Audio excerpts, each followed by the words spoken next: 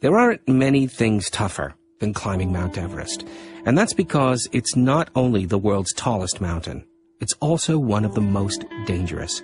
Over 200 climbers have lost their lives there. Once you get above about 8,000 meters or 26,000 feet, you enter what is known as the death zone. In that environment, things can go wrong in all sorts of ways. Even when you're using oxygen, your mental capacities are weakened at those altitudes. And there was an aura of death.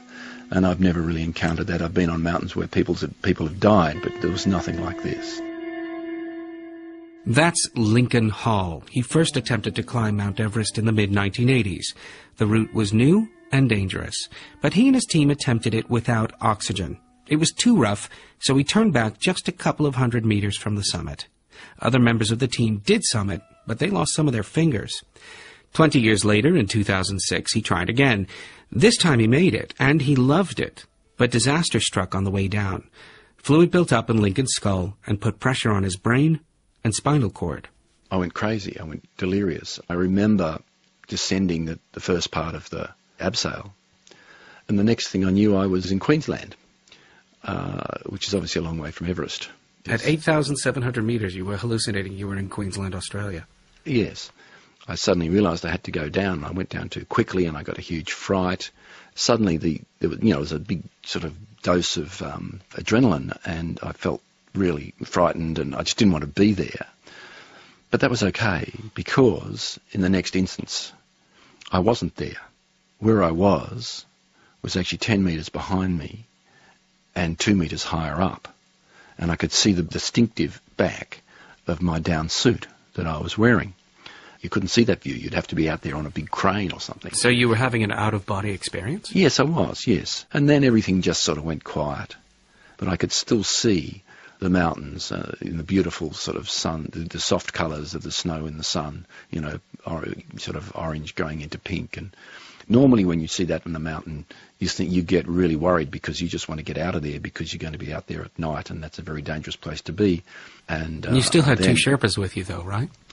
Yes, that's true, but what happens at 8,600 metres is that you've got 30% of the oxygen that you have at sea level. It's like trying to lift someone from there. It's like lifting 3 people. But did you have oxygen? No, we'd run out of oxygen. All of you? Yeah. Lincon was hallucinating, and he'd also simply run out of juice. His Sherpa guides were told over the radio by the team leader to leave Lincon behind. The fact was, they thought he was dead. He'd had no vital signs for over 2 hours. The team leader even contacted his wife and told her that Lincon had died on the mountain. I was no longer breathing. I had no pulse, and one of them poked me in the eye. And Whoa, hold on, let me just stop you there. You stopped breathing? And you had no pulse? Well, yes, this is what I've been told. Lincon, you were dead. Yeah, well, death happens. Why am I laughing? So what I believe happened was that there was a spark of life in me, but at such a deep level that it was not perceivable. For some strange reason, in this case, rather than the spark going out, the flame grew stronger.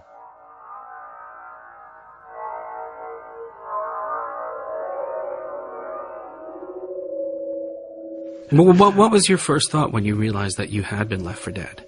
Well, I wasn't surprised because it made a lot of sense, really.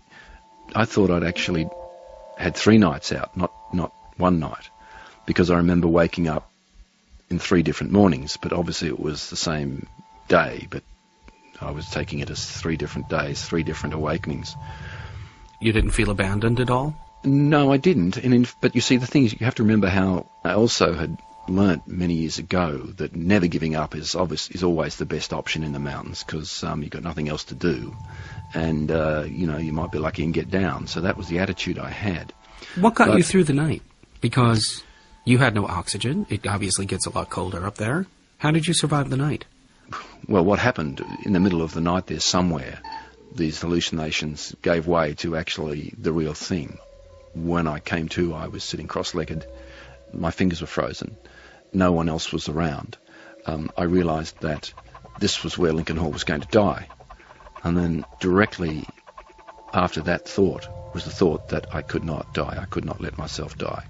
I would have to stay alive because I have to get back to my family, because this is the time for me never to give up. I was just trying to get through the night, just trying to stay awake until the morning. How did you get down the mountain in the end? They were stunned to find me alive. This was another team that was coming up the mountain. They'd been told that you were there, but they'd also been told that you were dead. Yes, that's right. So what happened was immediately they went into rescue mode, and they didn't even talk about it. They just went straight into that situation. To answer your question is, how did I get down? Well, I had an oxygen bottle, and I had the determination to come back to my family. And that was the hardest day of the whole expedition. I mean, the night was just a totally unbelievable thing, but I was alert enough on the descent to just feel the pain of every step.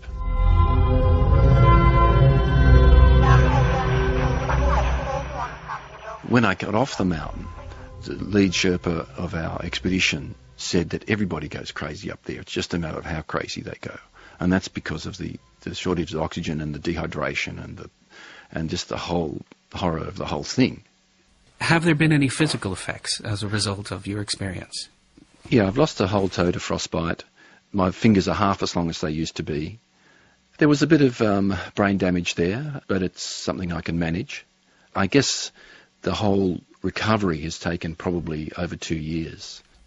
So there's no regrets or fears as a result of your experience? Well, there's no point in regrets and there's no point in fears. Well, fears actually are useful, but the fears are all over now.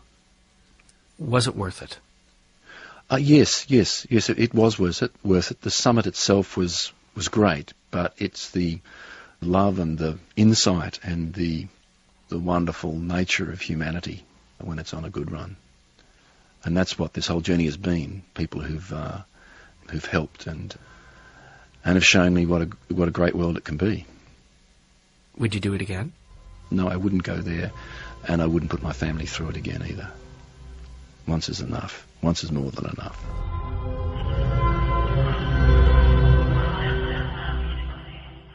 Lincon Hall's book is called Dead Lucky. You can find a link to it on our site, tswi.org, tiswi.org.